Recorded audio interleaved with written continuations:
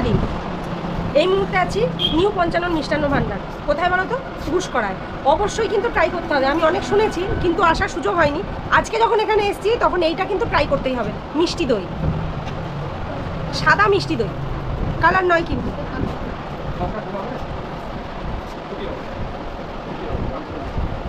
উপরের মাটাটাও খুব সুন্দর, অসাধারণ স্বাদ একদম। মিষ্টি দইয়ের পর এবার পালা এই দোকানের আরও একটা স্পেশাল মিষ্টি, মনোরঞ্জন।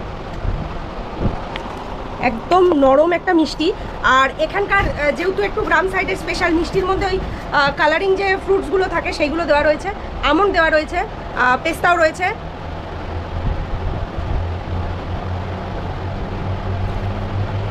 একদম সফট একটা মিষ্টি। আর সবথেকে বড় কথা হচ্ছে লাইট মিষ্টি। এই মিষ্টি আমি এখানে বসে গোটা